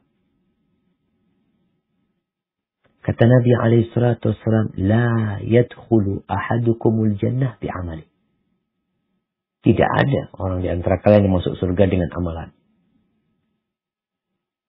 Maka para sahabat mengatakan, Hatta anta ya Rasulullah, engkau pun wahai Rasul SAW. Hatta ana. Aku pun seperti itu. Illa an yataghammadani Allahu birahmatih. Kecuali Allah membalutku, membungkusku, meliputiku dengan rahmatnya baru bisa masuk surga. Maka antum akan heran tatkala membaca hadis tentang baghi, tentang seorang pelacur dari kalangan Bani Israel yang memberi minum seekor anjing, kemudian Allah ampuni dosanya dan dia masuk surga. Kebayang nggak ya Allah? Cuma ngasih minum anjing. Itu hanya sebab. Tapi masuk surga itu dengan rahmat Allah Azza wa Jalla. Bagaimana sekarang dalam kehidupan ini kita mendapatkan rahmat Allah Azza wa Jalla? Kalau tadi engkau merasa banyak dosa, perbanyak istighfar. Dan berbaik sangka sama Allah. Jangan sampai masa lalumu yang kelam. Jangan sampai dosa-dosamu yang banyak yang kau kerjakan. Itu membuat engkau putus asa dari rahmat Allah Azza wa Jalla. Allah mengingatkan kita. Qul ya ibadiyalladzina asrafu ala anfusihim. La taqnatu min rahmatillah. Inna allaha yaghfiru dhunuba jami'an. Wahai, katakan kepada hamba-hambaku yang berbuat dosa melampaui batas. Terlalu banyak dosa yang dia kerjakan. Jangan berputus asa dari rahmat Allah. Jangan sampai iblis itu membisikkan kepada dirimu. Bahwa engkau orang yang pelaku dosa, nggak mungkin tobatmu diterima. Amalanmu mungkin riya, semuanya nggak ada yang bakal diterima sama Allah SWT. Ketika datang bisikan itu, sampaikan kepada dia. Allah Maha Pengasih dan Maha Penyayang. Aku akan mendekatkan diri kepada Allah. Iya, azab Allah itu pedih. Tapi Allah juga menerima tobat hamba. Sampai kapan kita seperti itu? Sampai mati. Ibadah kita itu harus dengan rasa takut dan rasa harap. Dalam sebuah hadis qudsi, Allah Azza wa Jalla mengatakan, Ana inda dhanni abdi bi. Aku itu tergantung dengan prasangka hambaku kepada. Maka berbaik sangkalah kepada Allah dengan berharap insya Allah diterima amalanku, insya Allah diterima tobatku. Berbaik sangka ini mengantarkanmu untuk lebih lagi taat kepada Allah Azza wa Jalla. Karena ketika ada perintah insya Allah diterima sama Allah. Yang kau akan sholat lagi, engkau akan berdoa lagi, engkau akan baca Quran, engkau akan memperbanyak amal soleh. Karena engkau berbaik sangka sama Allah. Tapi kalau orang berburuk sangka sama Allah, nggak akan diterima, dia malas beramal. Jadi kalau ada orang mengatakan yang berbaik sangka sama Allah itu akhirnya banyak dosanya. Enggak. Karena kalau dia berbaik sangka sama Allah, dia akan lebih taat lagi sama Allah SWT. Seharusnya. Hada wallahu a'lam bishawab. Nah. Jazakumullah khairan, Ustaz. Kemudian kami panggil Abi Dasan. Tafadhol. Assalamualaikum warahmatullahi wabarakatuh, Ustaz. Waalaikumsalam warahmatullahi wabarakatuh. Ahlan wa sahlan. Naam, tafadhal. Ahlan bik, Ustaz. Afwan, Ustaz. Barangkali ini hanya menanyakan, mohon maaf kalau agak melenceng dari temanya.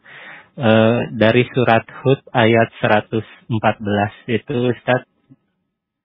Di situ artinya dan laksanakanlah sholat pada kedua ujung siang, pagi dan petang. Dan pada bagian permulaan malam.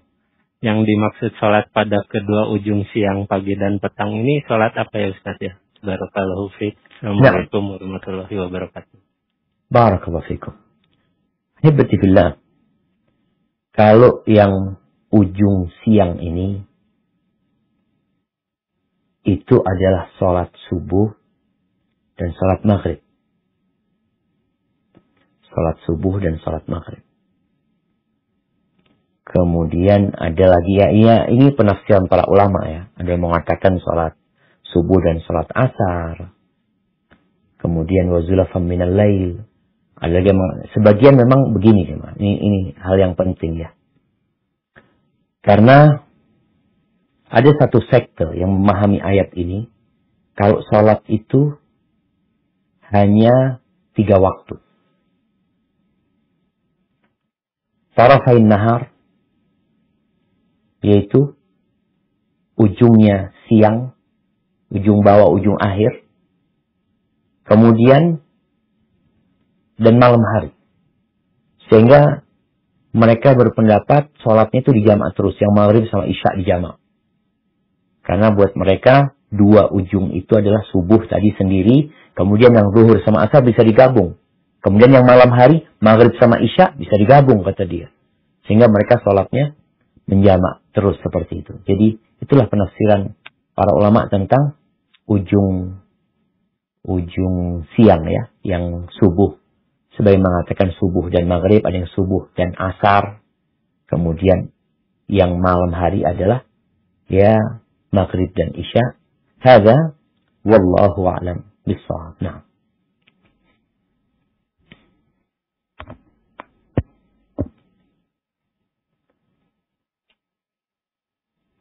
Karena jazakumullah khairan atas jawabannya. Barakallahu fiik.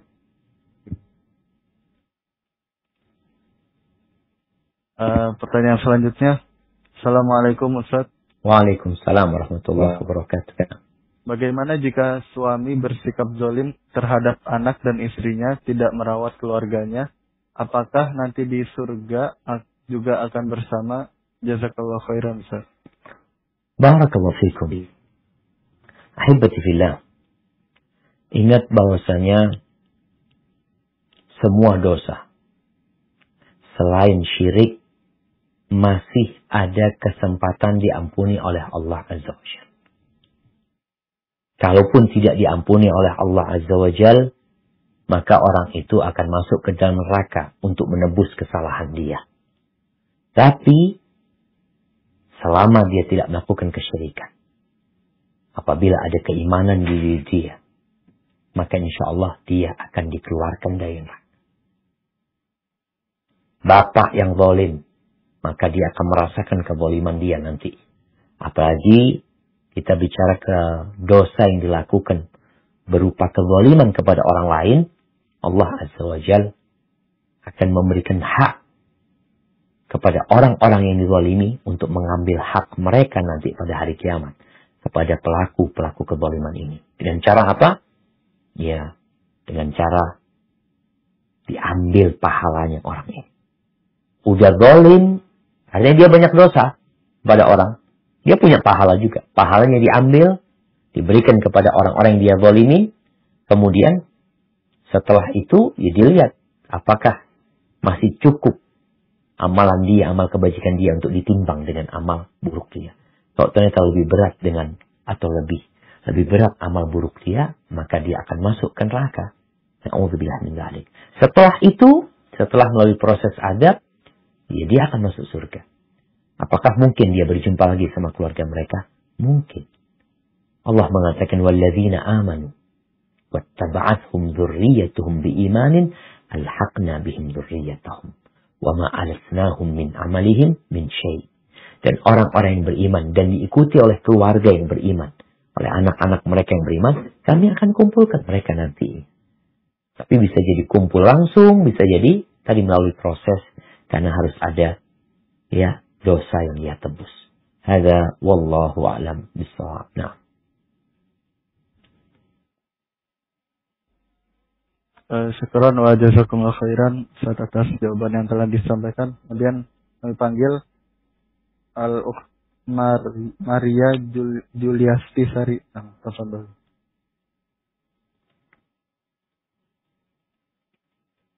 Assalamualaikum warahmatullahi wabarakatuh, Ustaz. Waalaikumsalam warahmatullahi wabarakatuh. Ahlan wa sahlan. Tafadhali, barakallahu fik. Bismillah, semoga Allah melindungi Ustaz dan keluarga beserta tim dan seluruh kaum muslimin dan muslimah. Amin. Afwan izin bertanya, Ustaz, apakah nanti insya Allah kita masuk surga, dan jika keluarga yang lain juga masuk surga, dan di surga semua manusia menjadi seumuran ya Ustaz? Nah. Yang ingin saya tanyakan, apakah kita kelak akan dapat mengetahui bahwa yang mana keluarga kita itu seperti ibu, nenek kita, kakek, ataupun saudara kita? Masya Allah. Mohon penjelasannya Ustaz. Jazakumullahu khairan. Masya Allah jemaah. Barakallahu fikum. Iya. Itu sebuah kenikmatan surga yang mungkin gak kebayang di dunia. Tapi di dunia, orang tua tuh,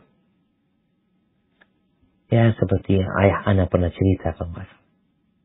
Dia mengatakan, kita tuh orang tua kepingin anak tuh cepat besar. Pingin lihat anak yang masih ditimbang-timbangnya Allah, nanti bisa lari, nanti bisa disuruh-suruh, ya, nanti dewasa. Lupa kita, kalau anak itu besar, kita jadi tua. Makanya, orang tua tuh senang banget ketika dia bisa berdiri sama anaknya yang serasa kakak beradik. Ya Allah, kata dia, ini bapak sama anaknya kok mirip nih umurnya kan. Kayaknya karena bapaknya awet muda gitu umpamanya. Tapi nggak bisa dibohongin. Yang tua bapaknya itu ya mungkin secara wajahnya dia bisa merawat wajahnya, fisiknya, tapi dia tetap tua secara umurnya. Itu kenikmatan di dunia nggak bisa didapat. Tapi nikmat sekali gitu loh. Seorang anak atau seorang orang tua kalau melihat umurnya dia sama, seakan-akan umurnya sama anaknya. Bagaimana di surga? Mereka akan saling mengenal, tetap gitu loh. Dia tahu ini bapaknya gitu. Karena wajah bapaknya nggak sama dengan wajah anaknya gitu. Ada kemiripan di antara mereka yang jelas semuanya indah di sana. Allah jadikan mereka semuanya indah di sana. Sehingga apakah anak bisa tahu sama kakeknya atau cucu tahu sama kakeknya, mereka akan mengetahui. Kemudian anak sama bapaknya saling mengenal mereka. Sama ibunya, ini anak perempuan ya. Kadang-kadang ibu Masya Allah, perawatan sehingga seakan-akan ya yang umurnya 50 tahun kok kayak umur 20 tahun ya. Nanti di surga semuanya berada di umur 33 tahun itu. Sehingga ibu, anak, bapak sama anaknya seumuran semuanya. Tapi mereka tetap bisa saling mengenal jemaah. Bisa saling mengenal di antara mereka. Wah, ini sebuah kenikmatan yang sekali lagi nggak ada di dunia. Makanya di dunia mereka ingin awet muda. Ya kalau sekarang ada perawatan yang suntik ini, suntik itu, macam-macam untuk mempertahankan. Seharusnya kalau engkau ingin suntik muda dengan beramal soleh. Kapan engkau muda? Di sana nanti. Di sini waktunya beramal. Biarkan uban itu tumbuh, jangan dicabut. Ya, biarkan umur itu datang memang. Mau tidak mau engkau akan jadi tua. Tapi perawatan boleh aja, nggak ada masalah. Tapi jelas di surga nanti, mereka tetap akan saling mengenal di antara mereka. Hada wallahu a'lam bishawab. Nah. Syukran wa jazakumullah khairan. Kemudian kami panggil Al-Ukht Sekar Batari. Tafadhol.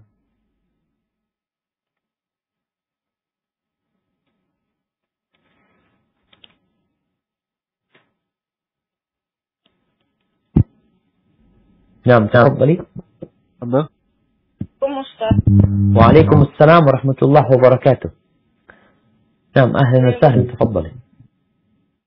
Jika misalnya nanti istri masuk surga duluan dan suami belakangan, apakah istri ini nanti akan menjadi pasangan bagi suaminya? Naam, barakallahu fikum. Ahibati fillah. Seperti yang kita sampaikan, di mana Allah Azza wa Jalla mengatakan fiha ma tashtahihi al-anfus wa taladul a'yun. Bagi mereka segala yang diinginkan oleh jiwa, yang lezat dipandang mata. Ketika sang istri masuk surga duluan dan suaminya bakal masuk surga, maka dia akan menjadi istri dari suami tersebut.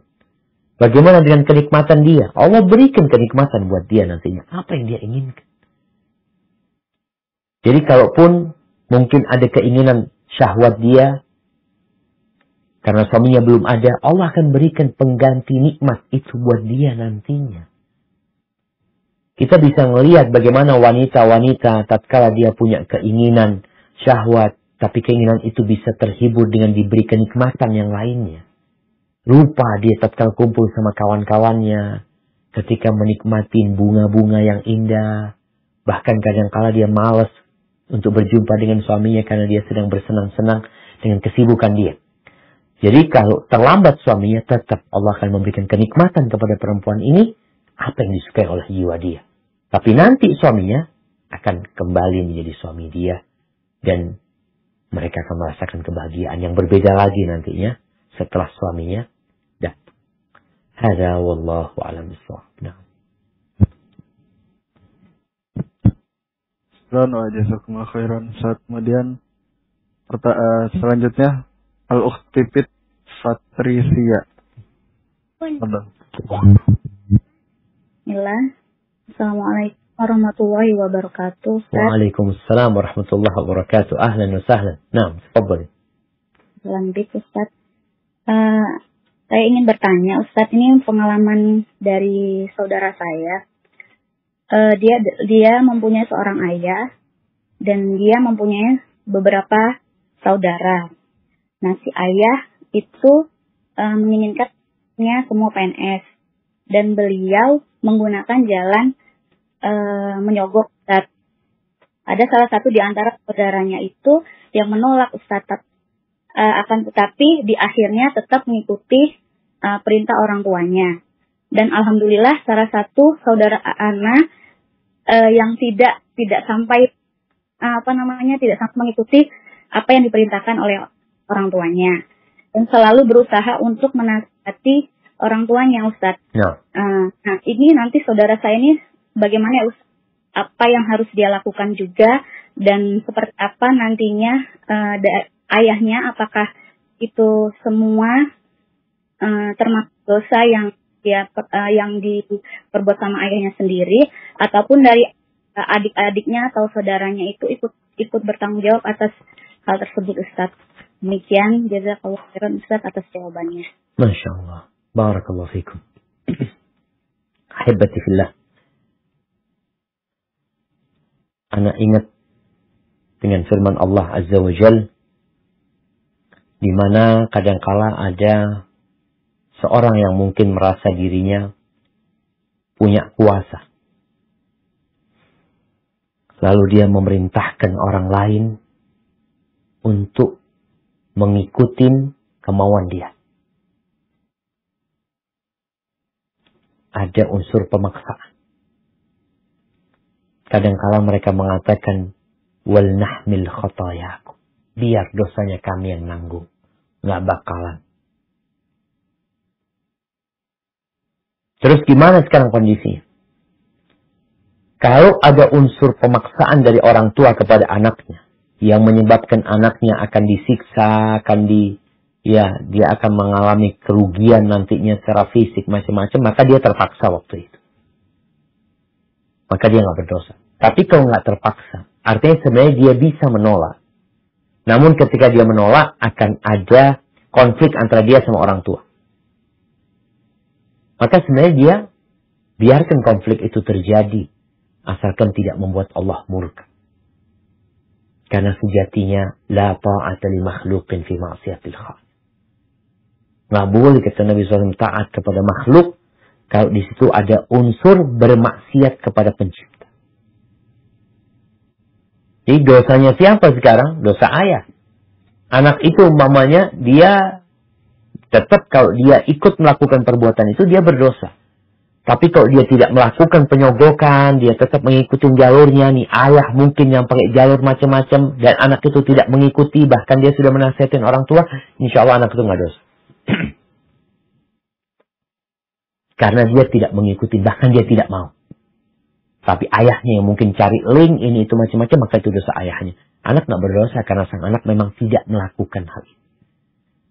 Hanya saja para ulama berbincang bagaimana tatkala dia diterima di sebuah pekerjaan yang dia tidak punya skill di pekerjaan itu. Sehingga kerjanya nggak maksimal. Bahkan kadang-kala makan gaji buta dia di sana. Maka dia tatkala itu seharusnya resign. Kalau memang dia merasa anak nggak berkompeten dan anak diterima ini gara-gara sogokan orang tua. Pekerjaan yang seharusnya dikerjakan sama dia seharusnya 1 jam selesai, dia ngerjakan 2 hari umpamanya. Ini merugikan perusahaan, merugikan negara. Inilah jamaah kenapa negara kita sedih ya. Kadang-kadang kita mengatakan ada keboliman di sana, ada korupsi di sana. Ternyata memang dari bawah masalahnya. Penyakitnya dari kita sendiri. Maka kembali kepada pertanyaan. Kalau pertanyaannya apakah orang tuanya yang berdosa, anaknya tidak berdosa? Tergantung. Kalau anaknya tidak ikut menyogok dan dia menguruskan prosedur dan dia sudah memberikan arahan kepada orang tua, tapi orang tua tetap melakukan itu, insya Allah anak tidak berdosa. Selama anak tidak punya peran dalam urusan suap menyuap itu. Dan dia juga tidak ridho dengan perbuatan ayah. Hada wallahu a'lam bishawab. Nah. Barakallahu fiikum, Ustaz. Kemudian kami panggil Al-Ukht Ria Kaizia. Assalamualaikum Ustaz. Waalaikumsalam warahmatullahi wabarakatuh. Ahlan wa sahlan. Naam, tafadhali. Semoga Ustadz dan keluarga beserta umat muslim diberikan keberkahan ya Ustadz ya. Allahumma amin. Ustadz, aku izin bertanya, berbicara mengenai surga, kita kan nanti akan kumpulkan bersama orang-orang yang kita cintai ya Ustadz di surga ya Ustadz ya. Ya. Nah, apabila orang tuanya seumpama masuk neraka dikarenakan melakukan kan syirik itu merupakan dosa yang tidak bisa diampuni ya Ustadz ya. Nah. Orang tuanya masuk neraka karena masih fakir ilmu dan melakukan dosa syirik karena mereka tidak belajar, sedangkan anaknya itu masuk surga. Apakah kelak anaknya bisa membantu orang tuanya untuk bisa masuk ke surga Ustadz? Itu saja Ustadz. Jazakallah khairan. Subhanallah, barakallahu fiik. Ya jemaah. Ya, ini berkaitan dengan cinta. Ada anak yang cinta sama orang tua. Tapi karena kefakiran ilmu orang tuanya, mungkin melakukan tindakan-tindakan kesyirikan ya. Maka perlu dilihat. Apabila orang tuanya tidak sampai ke murtad, tidak sampai keluar dari Islam. Karena bicara syirik ini ada syirik besar, ada syirik kecil. Kalau ternyata masih syirik kecil yang dilakukan oleh orang tuanya, maka harapan masuk surga masih ada. Walaupun harus masuk ke neraka terlebih dahulu. Karena dosa syirik tadi. Tapi kalau melakukan syirik besar, maka selesai. Allah Azza wa Jalla mengharamkan surga buat orang-orang. Allah sudah menvonis neraka itu untuk orang-orang kafir. Terus bagaimana dengan kecintaan anaknya? Nabi Ibrahim alaihissalam cinta sama bapaknya. Tapi nggak bisa beliau menyelamatkan. Selesai. Karena Allah haramkan sudah. Ini Nabi. Yang tingkatnya Khalilur Rahman. Kekasihnya Allah Azza wa Jalla. Yang Allah cinta banget sama Nabi Ibrahim alaihissalam. Terus, kalau ternyata orang tua itu melakukan kesyirik-syirik besar umpama. Tapi dalam kondisi tidak tahu memang dia. Dia nggak ngerti. Ya nanti dia akan hisab. Dia akan ikut hisab pada hari kiamat. Untuk membuktikan. Karena ini bicara tentang al-uzru bil jahl. Apakah orang itu ada alasan melakukan suatu dosa karena kebodohan dia. Karena ketidaktahuan dia. Sebenarnya uzur itu ada. Tapi buat orang ini, apakah memang ada uzur buat dia? Hidup di tengah-tengah masyarakat muslim. Para ulama ada. Alhamdulillah. Tapi dia nggak mau belajar. Dia nggak mau ngaji. Dia sibuk cari dunia. Dia berpaling dari ilmu agama. Lalu dikatakan, dia fakir ilmu, dia Ustaz kesian ya. Insya Allah uzur buat dia. Maka tidak ada uzur buat dia pada waktu itu. Tapi ada kondisi yang memang orang itu uzur. Maka anak ini sekarang bagaimana ketika orang tuanya itu memang bukan syirik besar yang dilakukan ya. Dan itu syirik kecil. Maka silakan terus mendoakan. Dan ke hari kiamat bisakah anak memberikan syafaat? Bisa memberikan syafaat. Selama tidak melakukan syirik besar. Dan kekafiran. Tapi kalau sudah kekafiran, syirik besar, Nabi Ibrahim pun tidak bisa bantu orang tuanya. Hada wallahu a'lam bishawab. Nah. Masya Allah. Barakallahu fiikum Ustaz atas penjelasan yang telah disampaikan.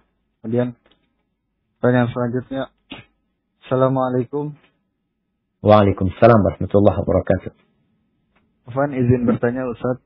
Orang-orang yang bagaimanakah yang tidak dapat berkumpul dengan keluarganya di surga nanti? Jazakallahu khair. Orang-orang yang bagaimanakah yang tidak dapat berkumpul dengan keluarganya di surga nanti? Jazakallahu khair. Na'am barakallahu fikum. Yang dapat berkumpul itu yang sama-sama beriman. Maka Allah katakan walladzina amanu wattaba'athum dzurriyyatuhum biimanin. Ini syarat mutlak. Orang-orang yang beriman diikutin oleh anak keturunan yang beriman. Walaupun secara amal soleh kan nanti ada perbedaan. Secara derajat di surga berbeda-beda sesuai dengan amalan mereka. Tapi mereka orang-orang beriman tidak melakukan kesyirikan. Tapi kalau ada di antara mereka melakukan kesyirikan selesai sudah. Suami istri, bapak sama anak Nggak mungkin bisa berkumpul. Walaupun suami cinta sama istrinya. Kadangkala ada suami yang cinta sama istri, nggak tahu istrinya ternyata melakukan ritual-ritual kesyirikan. Dia nggak. Dan nanti Allah bongkar. Maka nggak akan dikumpulkan. Hadza wallahu a'lam bishawab. Mungkin kita masuk ke pertanyaan terakhir, Rogi. Nah,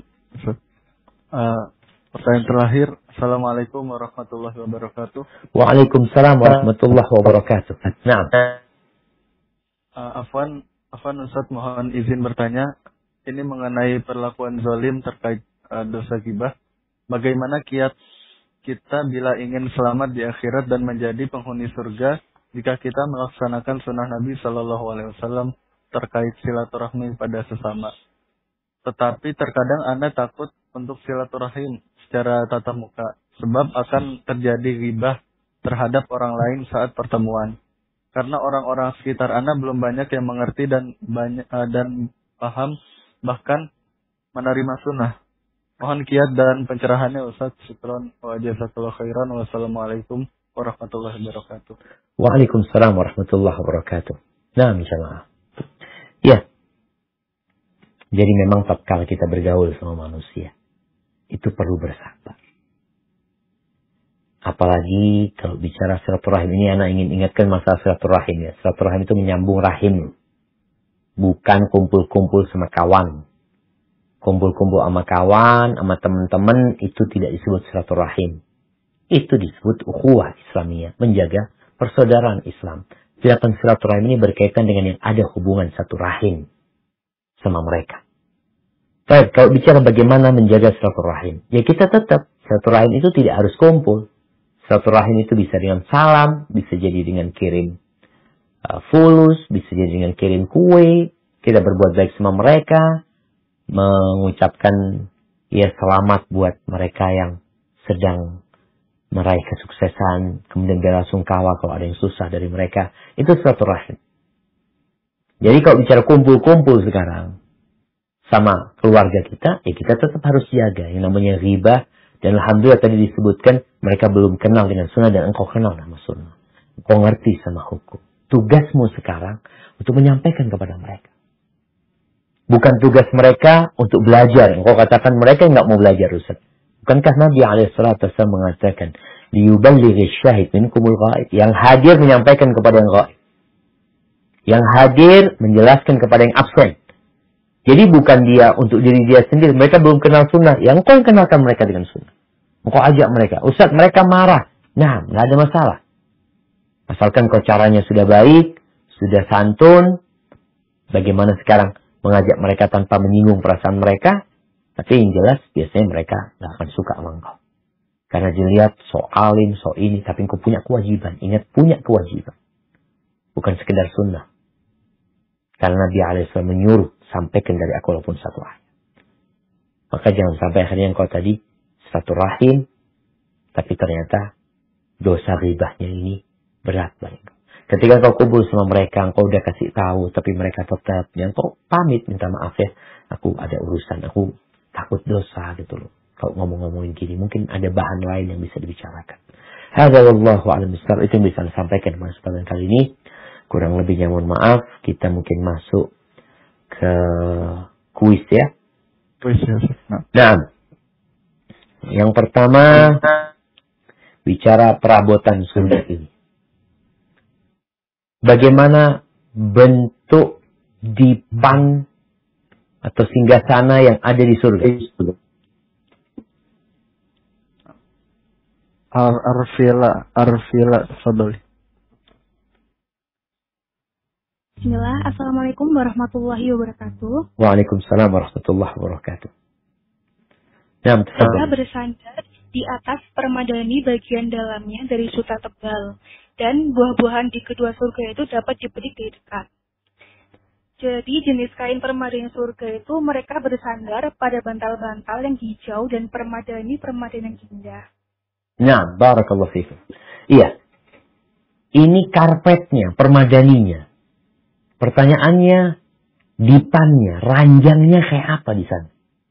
Kalau yang nanti sebutkan ini sebenarnya pertanyaan kedua yang ingin Anda tanyakan gitu. Tapi nggak apa-apa, udah dikasih sudah hadiahnya. Tapi ini jawaban untuk pertanyaan bagaimana bentuk permadani surga. Terbuat dari sutra ternyata mereka dengan warna-warna yang indah. Baik. Jadi kasih hadiahnya buat yang jawab tadi untuk pertanyaan yang kedua. Kembali kepada pertanyaan pertama. Bagaimana bentuk singgasana, bagaimana bentuk ranjangnya, kemudian dipan-dipannya kayak apa di surga itu. Nah, tafadhol. Sri Retno.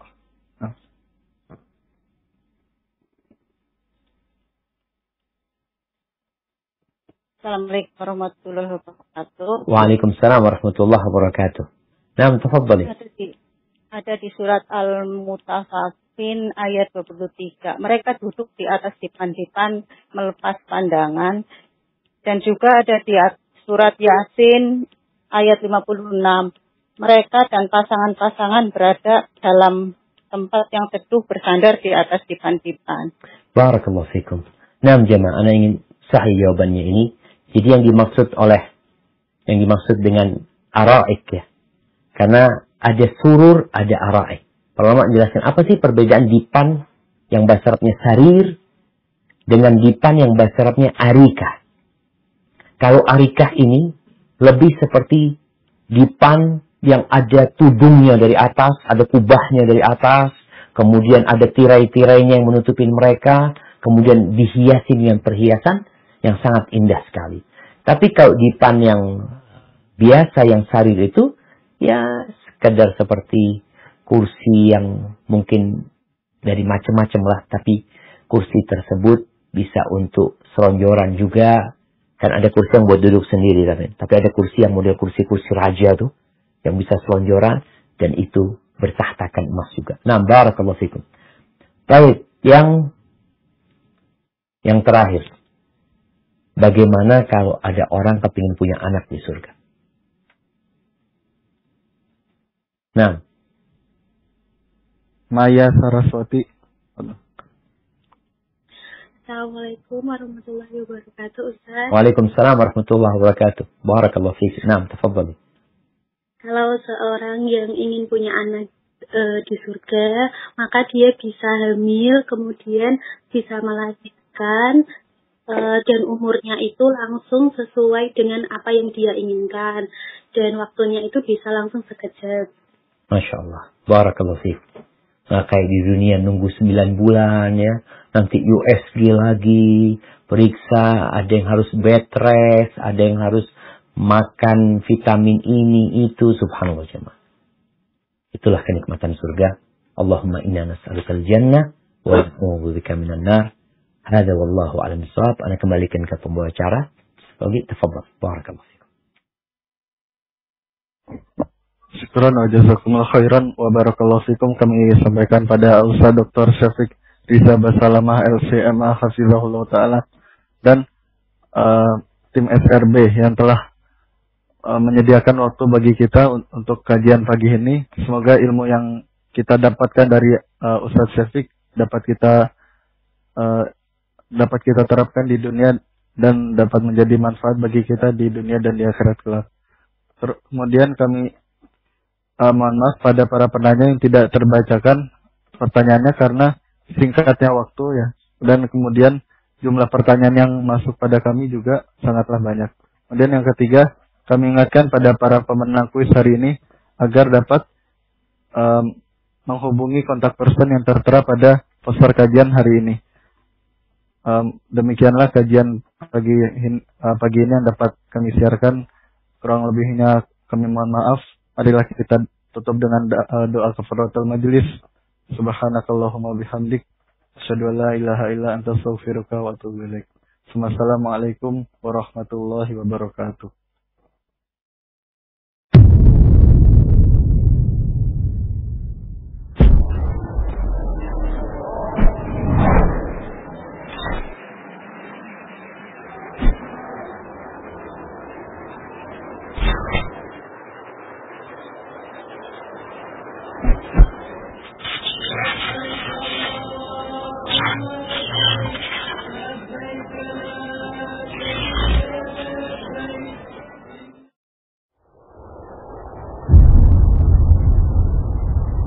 Klik tombol berikut untuk mendapatkan update ilmu yang insya Allah bermanfaat.